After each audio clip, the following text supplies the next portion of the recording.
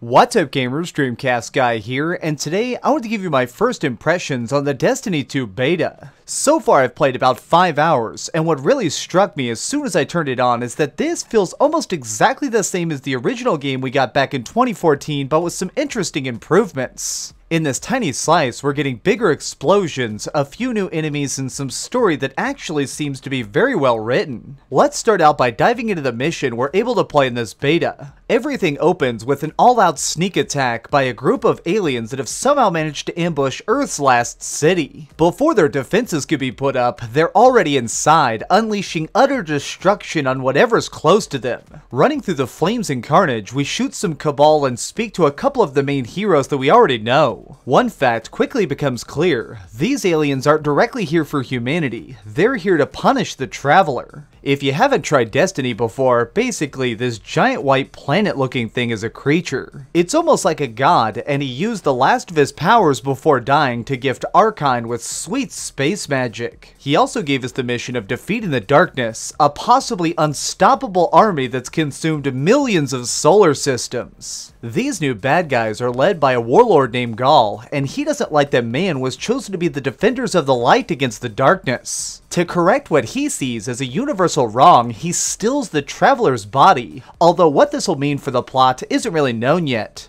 During this single-player chapter, what really grabbed me most is that the world appears to be much more lived in now. It always annoyed me in the original Destiny that every map was such an obvious appearance of being a video game. You could never pretend that this struggle was real or important because everything just looked so fake and silly. Thankfully, this seems to be properly fixed. Getting in shootouts in a market or launching grenades at a boss now has a nice weight to it due to the fact that we're standing in living, breathing environments. You can easily finish this entire story piece in about 30 minutes, but it serves as a decent taste for the full experience. I'm genuinely intrigued about what the Guardians will do without the help of the Traveler and how great it's going to be to crush Ghaul. Moving on from there, let's talk about what you probably really want to hear about, which is all about the multiplayer we have access to. In this beta, there are 2 versus maps we can play on and 2 game types. As you might have expected, of course, Control returns. This is a game type that has you dominating objective markers in a level to score points and try to be the first team to rack up 500. While kicking butt in this, I noticed that they made 2 rather big changes to the flow of combat. Characters take a lot more hits before dying. I found myself reloading far more often while on a killing spree, even if I was landing a majority of headshots. There were a couple times where I ran out of ammo because it just cost so much per kill. There's also more defensive abilities because of the new subclasses, like these big shields you can drop on the ground or my healing well, which makes it where every friendly nearby gets a boost in health. These mechanics make things feel slower, but many other functions of Destiny have been sped up to balance it out.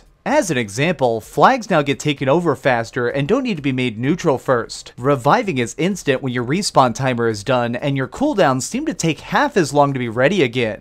It's an odd choice in my opinion to rework everything like this, and yet I can't say it's bad. It just took some practice to get used to, especially when testing the more hardcore match type Countdown. This has squads attempting to set bombs inside a tiny city. You take turns being on offense or defense, with the main challenge being that you only get 1 life per round. Moving as a group, attacking in unison, and protecting your explosive when it's set can be rough but very fun. I honestly spent the least amount of hours in this mode since no one would use a headset, which made communication difficult, but when the full game comes out, this might be my favorite multiplayer type. The last thing I want to focus on is the strike we can do. These are large, multi-stage missions that require a team to beat. I have to say that this is probably the lamest feature of everything in the beta. Our assigned task is to investigate some mysterious drilling equipment, which of course leads to us going underground to battle a giant super evil robot. My issue with this raid is that there's nothing to really make this feel different than what we already experienced in Destiny 1. Soldiers are basically the same. The general layout of the map is just cut and paste paste from older content, and even the music I think is recycled. There were a couple new units randomly scattered throughout this mission, and yet it's not really enough to make it feel fresh. I'm not saying this part sucked, don't get me wrong, it was fun.